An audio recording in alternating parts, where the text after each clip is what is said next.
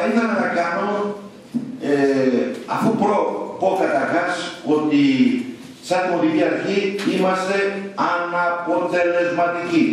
Δεν έχουμε βρει ακόμα το βηματισμό που πρέπει να έχει ένας μεγάλος και νέος Δήμος όπως είναι ο Δήμος της Βιλίας και λειτουργούμε αποσπασματικά και αναποτελεσματικά.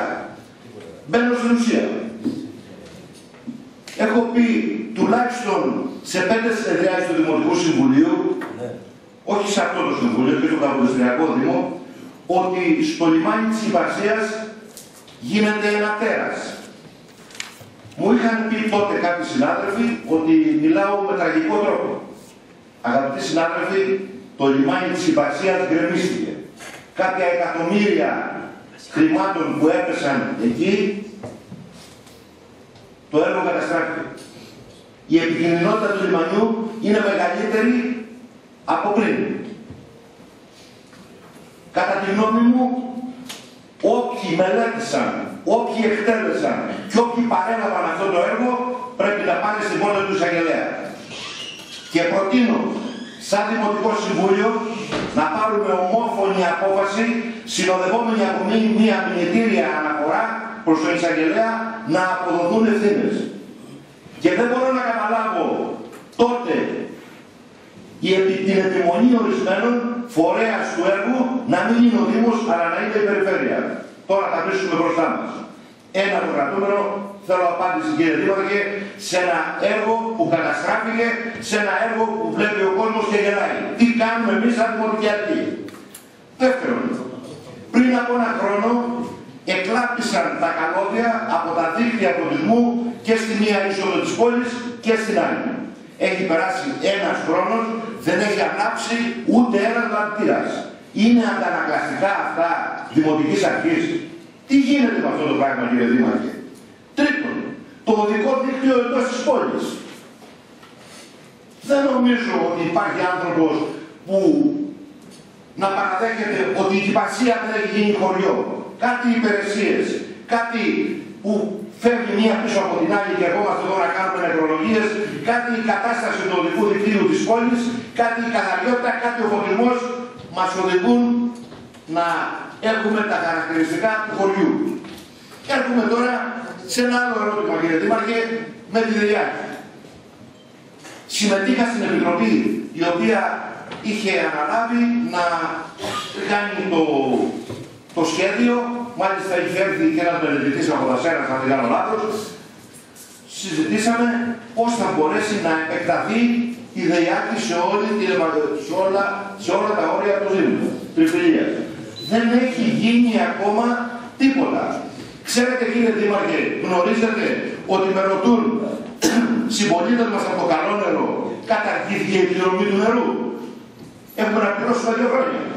Και ενδεχομένως και αυτό να γίνεται και σε άλλα δημοτικά διαμερίσματα. Γιατί έχει τόσα χρήματα ο Δήμος, ώστε απεμπολεί και αυτό το έσοδο του νερού. Τι γίνεται κύριε Δήμαρχε με όλα αυτά? Γιατί επί 2 χρόνια, είμαστε δηλαδή 2 χρόνια Δημοτική Αρχή. Και ακόμα επανέρχομαι σε αυτό που παλικά δεν έχουμε βρει το βηματισμό μας που να δικαιολογεί μια ισχυρή Δημοτική Αρχή όπως αυτή προκύπτει από την έκταση και από τον πληθυσμό του Δήμου. Ευχαριστώ. Ευχαριστούμε και εμείς κύριε Παπούρο.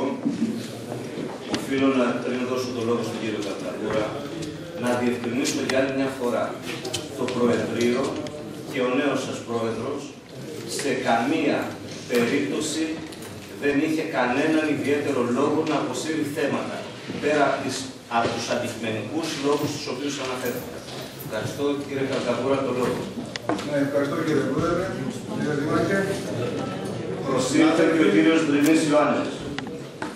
Θέλω και εγώ να ενώσω τη φωνή μου για όσα ακούστηκαν για την νοσοκομιακή μας περίθαλψη. Είχα σκοπό να το βάλω το θέμα εδώ και εγώ, γιατί συμβαίνουν κάποια πράγματα τα οποία αρνούμε να τα καταλάβω. Πιστεύω ότι αν πράγματι συμβαίνουν αυτά τα πράγματα, σημαίνει ότι η πρωτοβάθμια περίθαλψη οδηγείται μάλλον για κλείσιμο. Και η δευτεροβάθμια. Και η δευτεροβάθμια. Ναι. Βεβαίως. Θέλω εδώ να αναφέρω στο σώμα και σε εσάς, κύριε Δήμαρχε, τόσο ώστε να φροντίσετε να δείτε τι ακριβώς συμβαίνει, τα όσα συμβαίνουν στο κέντρο υγείας Γαργαλιάνου. Να σας πω λοιπόν ότι άμα θέλουμε να απαξιώσουμε έναν θεσμό, υπάρχουν πολλοί τρόποι. Ένας τρόπος είναι η μη χρηματοδότησή του. Σας μεταφέρω, κύριε Δήμαρχε, ότι τα αναλώσιμα στο κέντρο υγείας Γαργαλιάνων δεν υπάρχουν. Τα παίρνουν είτε οι ιδιώτες, αυτοί που πάνε για περίθαλψη, και γνωρίζω αυτή τη στιγμή τουλάχιστον 2 συλλόγους οι οποίοι ασχολούνται με το να μαζέψουν χρήματα για να δώσουν στο κέντρο υγείας υλικά. Ο καθένας αντιλαμβάνεται τι σημαίνει αυτό και πού οδηγεί αυτό. Μία δεύτερη περίπτωση που κατ' εμέ οδηγεί πάλι σε μαρασμό είναι η μη ύπαρξη, δεν λέω πολλών ειδικοτήτων, ενός μόνιμου παθολόγου. Παραγίνονται, όπως είπε ο κύριος Αντρόπος, αποσπάσεις και έρχεται ένας αγροτικός από το τάδε κέντρο υγείας ή από το νοσοκομείο, φεύγει, άστε που αυτό που γίνεται είναι ανεπίτρεπτο, να πέφτει το σύστημα, να πηγαίνουν οι άνθρωποι, και έχω πάει και εγώ, από τις 6 ώρα το πρωί και να κάθονται ώρες στο τέλος να μην μπορούν να συνταγογραφήσουν. Αλλά δεν είναι μόνο αυτό, είναι και το ότι κάποιες συνταγογραφήσεις χρειάζονται ειδικότητα. Έτσι δεν είναι, κύριε Σωτρόπουλε? Και ακόμα περισσότερο. Αυτό με ανησυχεί πολύ ιδιαίτερα. Ανησυχεί την πόλη των Γαργαλιάνων και όχι μόνο, και τα περίπτωρα. Είμαστε στην περιφέρεια, υποτίθεται ότι κάποτε αγωνιζόμαστε και την περιφερειακή ανάπτυξη, αλλά κύριε Δήμαρχε, υπάρχουν προβλήματα πάρα πολλά. Δεν θα κάνω αυτή τη στιγμή πρόταση. Ίσως την πορεία βγει, αλλά θα ήθελα να πάρετε μια θέση σε αυτά. Σε ποια?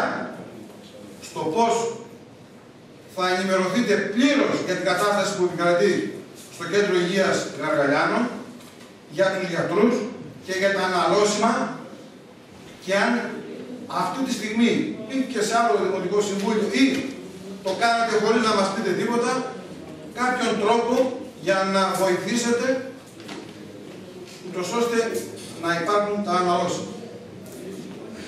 Θα πρέπει να προσπαθήσουμε πολύ και ακούστηκαν διάφορα εδώ πέρα για προτάσεις και εγώ εκείνο που έχω να πω ότι εκτός όλα είναι καλά. Θεωρώ όμως ότι, κύριε Δήμαρχε, εκπροσωπείται ένα Δήμο με μεγάλο πληθυσμό. Το δεύτερο Δήμο στη Μεσσηνία. Θεωρώ ότι ο Υπουργός Υγείας είναι συντοπίτης κατά κάποιο τρόπο. Περιφέρεια, Τρίπολη. Νομίζω ότι πρέπει να γίνει και μία επίσκεψη προς τα εκεί. Και αν θέσετε τα προβλήματα του, ελπίζω να μην συμβεί κάτι που θα μας κάνει την τελευταία στιγμή να τρέχουμε πάλι. Στα site διαβάζω ότι κάτι συμβαίνει με το κέντρο υγείας των γιατρών. Δεν ξέρω. Δεν το γνωρίζω το θέμα. Κάποιες υποβαθμίσεις κλπ. Υπηρεσιών κλπ. Αν συμβαίνει αυτό, πάλι είναι στην ίδια κατεύθυνση του Δήμου μας. Ένα δεύτερο θέμα όμως που θα ήθελα να αναθέσω και δεν έχει σχέση με την υγεία και θέλω την απάντηση διευκρίνηση, κύριε Δήμαρχε, είναι διαβάζοντας στη διάρκεια, είδα ότι υπογράψατε μια απόφαση στη διάρκεια που τοποθετήσατε τους υπαλλήλους για τις τεχνικές υπηρεσίες και την πολιτική προστασία. Στο κεφάλαιο που αναφέρεται στο Γραφείο Συντήρησης Ηλεκτρομηχανολογικών Έργων και Καταστάσεων, βλέπω ότι υπάρχουν 4 ηλεκτρολόγοι. 4 ηλεκτρολόγοι, κάποιος θα πει ότι πολύ καλά.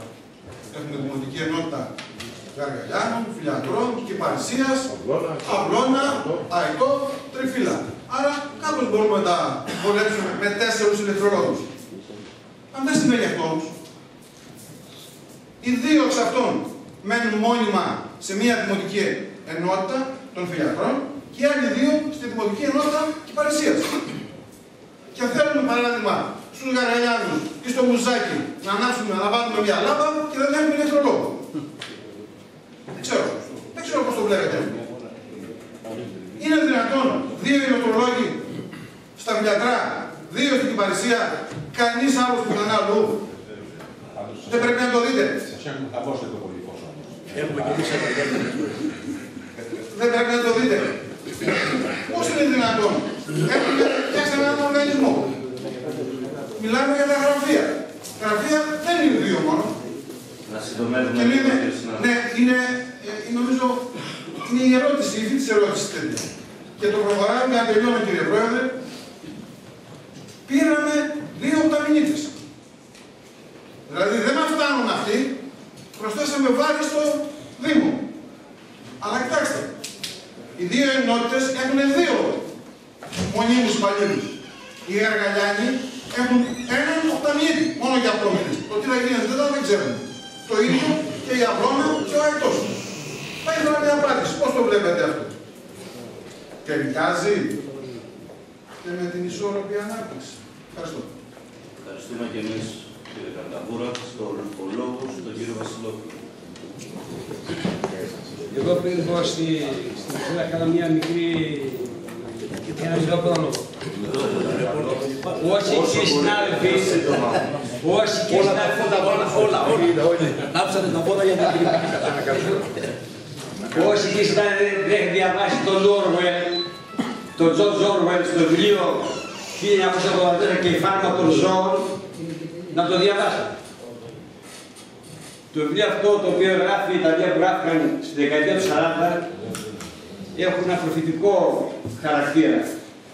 Ο Όρουελ μιλάει για τον μεγάλο αδελφό που το ζούμε σήμερα με τις κάμερες κτλ.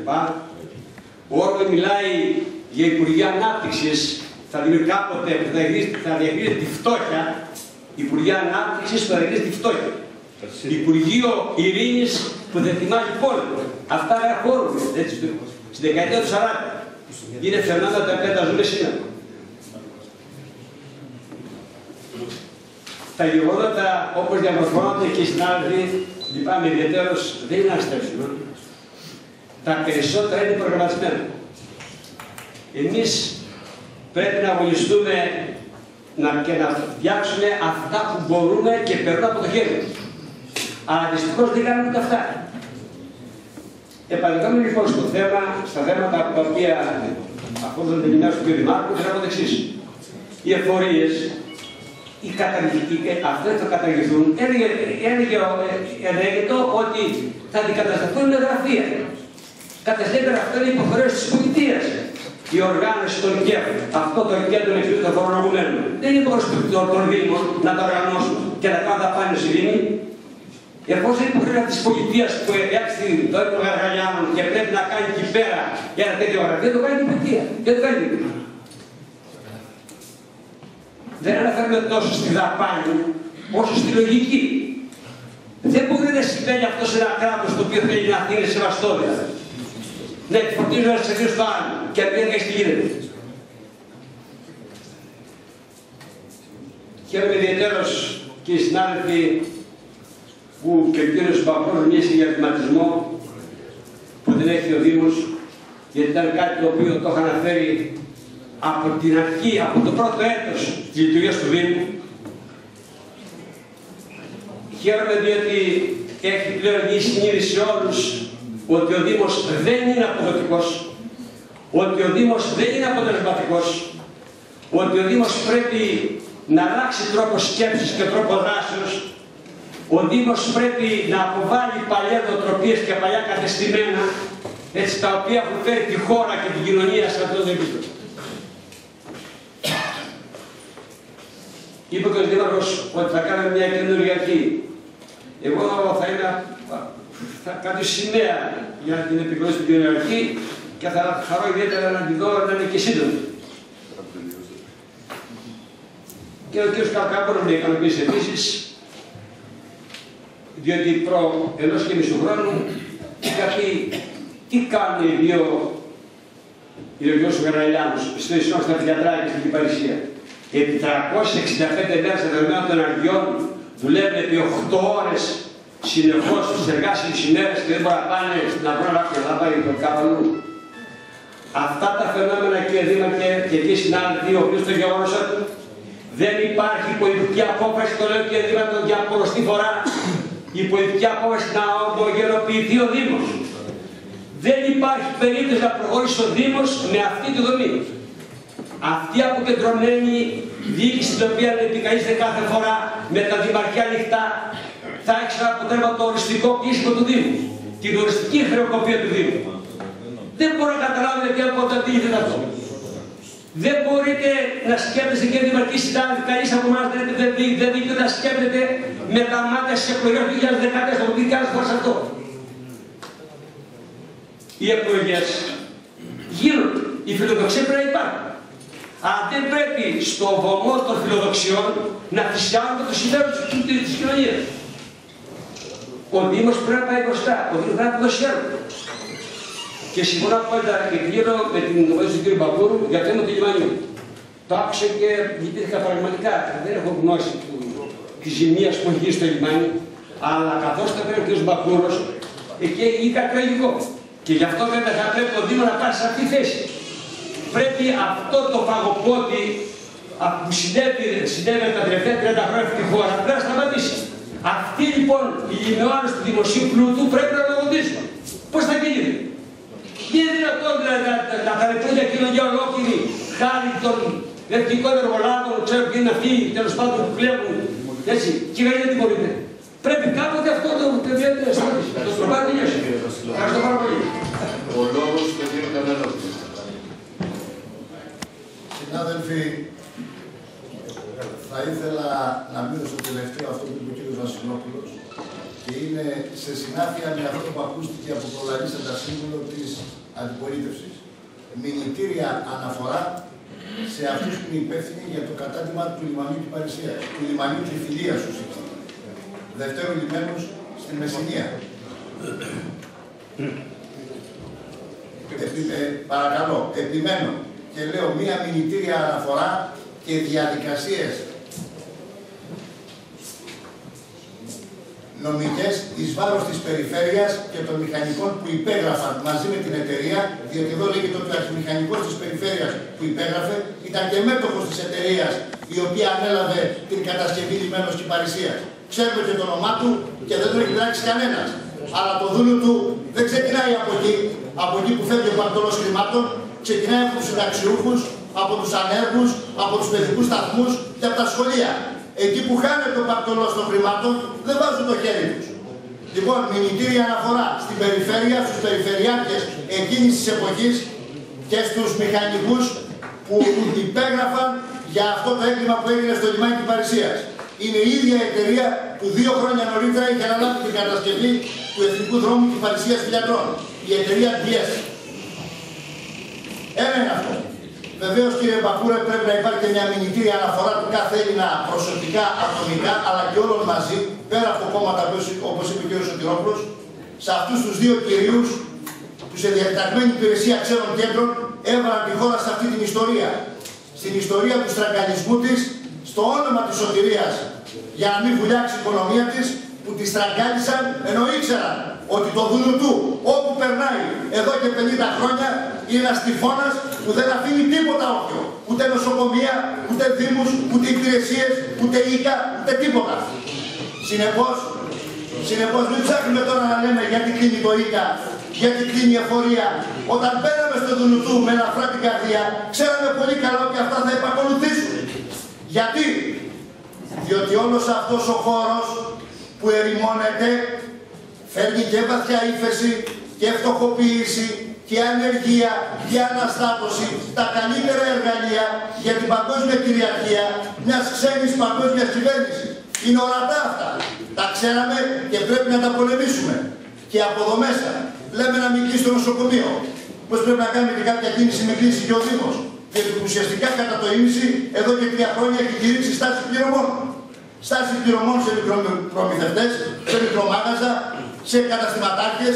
Δεν πληρώνουμε κανέναν και σε τίποτα παρά μόνο τους μεγάλους εργολάβους. Οι οποίοι δεν χρειάζεται να τους απληρώσουμε, τα παίρνουν και με κατασχέσεις. Έτσι λοιπόν, στο δεύτερο κομμάτι για το νοσοκομείο θα πρέπει να συστρατευτούμε, να κινητοποιηθούμε και να πούμε κύριοι μέχρι εδώ, κλείσατε παιδικούς σταθμούς, κλείσατε το γυμνάσιο Παπαναγίου, ένα πρότυπο γυμνάσιο, κλείσατε τα πάντα, όχι και το νοσοκομείο. Και συμφωνώ με πολλούς συναδέλφους που είπαν ότι από τώρα πρέπει να συσταθεί η Συντονιστική Επιτροπή, να πάμε στις επαφές με το Υπουργείο Υγείας, είναι θέμα ζωής και επιβίωσης του φτωχού και αγροτικού πληθυσμού μιας μεγάλης περιοχής και όχι μόνο της Τριφυλίας, διότι εξυπηρετεί και από την Ορεινή Ολυμπία και από την Πηλία αυτό το νοσοκομείο. Και βεβαίως κύριε Σωτηρόπουλε και κύριε Δήμαρχε, το ότι θα έρχεται κάποια στιγμή κάποιος γαστρεντερολόγος, υπατολόγος ή ορεινά στο νοσοκομείο Κυπαρισίας, αυτό το φιλοδόρημα που μας κάνουν έχει δεύτερη ανάγνωση. Μην το βλέπετε το σκαλό. Ήδη σημαίνει υποβάθμιση. Ξέρετε πότε θα ήταν καλή είδηση? Αν έλεγαν ότι προκυρήσετε 5 θέσεις υπατολόγου, γαστρεντερολόγου, ότι προκυρήσετε θέσεις για μόνιμους που έχουμε τόσους ανέργους για αυτούς που φεύγουν στο εξωτερικό για να δουλέψουν. Άρα λοιπόν στο χάρτη μέχρι το Πάσχα είναι σίγουρο ότι θα κινηθούν στην κατεύθυνση στο όχι απλώς να υποβαθμίσουν το νοσοκομείο, αλλά να το κλείσουν. Γι' αυτόν τον λόγο πρέπει να κινητοποιηθούμε. Λιμάνι, νοσοκομείο, δημόσιες υπηρεσίες. Αλλά πάμε και στο Δήμο. Κύριε Δήμαρχε, είπατε ότι θα συναντηθείτε με τους προέδρους των τοπικών κοινοτήτων, θα συναντηθείτε κατά τόπους και κατά ενότητα και κατά κοινότητα και με τα συμβούλια για να συζητήσουμε τρέχοντα θέματα. Ξέρετε ότι στα πρώτα συμβούλια εδώ έρχονταν 50 και 60 πρόεδροι. Και από τότε συναντούμε 10-15 με φιλότιμη προσπάθεια έρχονται από μακρινές κοινότητες για να συμμετάσχουν στα συμβούλια.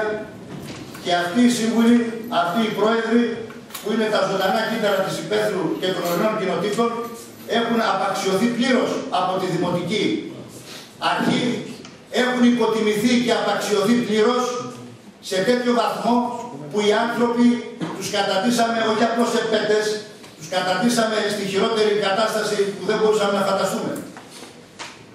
Οι δήμαρχοι και αντιδήμαρχοι πληρώνονται κανονικά. Γιατί δεν υπάρχει στάση πληρωμών? Και υπάρχει μόνο για τα έξοδα παραστάσεως των φτωχών προέδρων και ειδικά των ορεινών κοινοτήτων που για τα 200 ευρώ που τα πληρώνουν από την τσέπη τους στο να νοικοκυρέψουν το σχολείο, το νεκροταφείο, την κοινότητα, τους δρόμους τους, τα πληρώνουν που τα έχουν ανάγκη. Γιατί δεν έχουμε κάνει τίποτα? Είχα προτείνει κύριε Δήμαρχε από την αρχή του 2011, αλλά καθόμαστε ότι το ζήτημα το οικονομικό του Δήμου Τριφυλίας είναι πολύ σημαντικό και πρέπει να λυθεί άμεσα. Και είχαμε πει πολλές προτάσεις, αλλά τα παραπέμψατε στις καλένδες ή θα το αναλάβουν κάποιοι. Και 2 χρόνια δεν έγινε τίποτα. Ούτε ακόμα και από τους μεγαλοφιλέτες που οφείλουν στο Δήμο Τριφυλίας δεν εισπράξατε 1 ευρώ.